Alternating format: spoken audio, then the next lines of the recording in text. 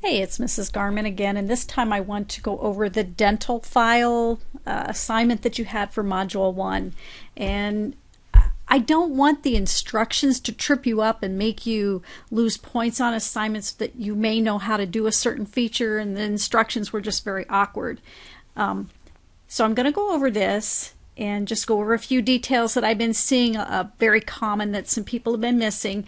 You can then make any edits to your document, and I will allow you to submit. I'll just put another assignment in Module 1 where it'll have like a dental document resubmit or something like that.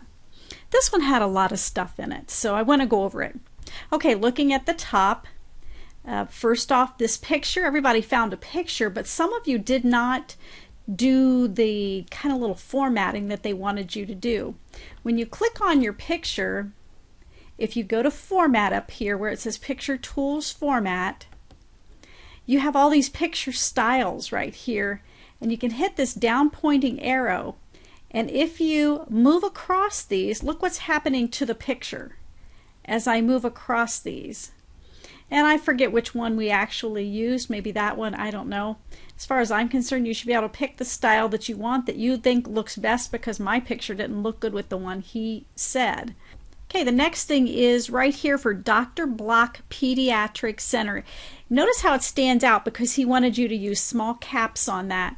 And you do that by, in the font section of your Home tab, click on this little section, that little whatever you call that thing there.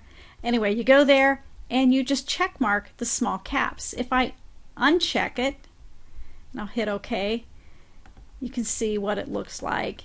And I will highlight it again, go back, and I want to go to small caps. I think that's the option they said. And it shows you how it looks. So it stands out a little bit in the rest of the text. Okay, going down, I think you had to type that stuff in. And then going down, this box, you had to put a border around it and then a color inside it. And I think everybody pretty much did that, or maybe got the border in the wrong spot. So I'm assuming you guys all know how to do that. Okay, you also had to take some tabs out.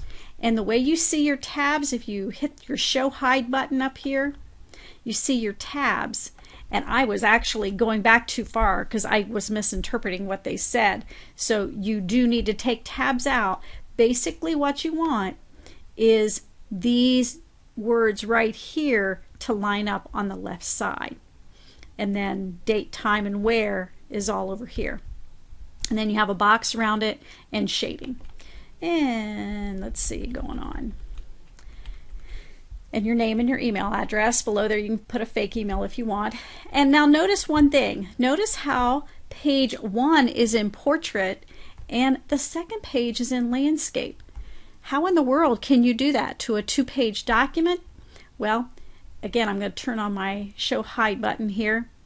You put a next page section break, and when you do that, you can flip your pages. You know, your first page can be portrait and your second page landscape, or whatever you want to do.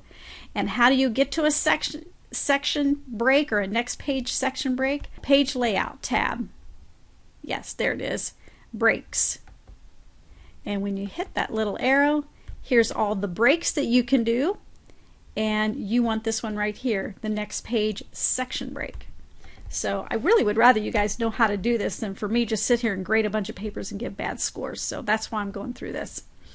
Okay, so then you change the orientation of this one to landscape, and you type in your information, and this all looked good, but notice how my numbers here line up at the right. What he asked you to do, and I keep saying he, but what the textbook asked you to do was to set a 2-inch left margin. And if you come way over here to the side, here's your margin tab.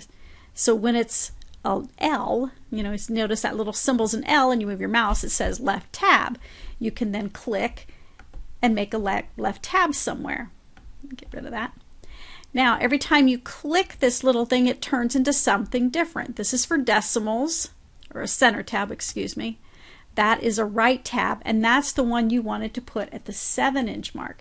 So if you click at the 7-inch mark, you'll have a right tab tab. And basically what that does, let me scroll here a little bit, and I tab once and type here, and then I'm going to tab, and because I'll put my liters in, and now I'm going to type my time in here, 5 o'clock to 10 o'clock. Okay, and notice that is how it will line up. And I'm not sure if I saw that you guys had the liters or not. I think you go to this paragraph little button right here. Yes. Oh, it took me forever to remember how to do this. Go to that little paragraph button, and when you get this pop-up window, tabs, down here at the lower left, it says tabs. You want to make a tab at the tab stop position 7-inch, and then I selected the 2, but you could have done one of those. Well, I'll change it to the 3 and we'll see what that looks like.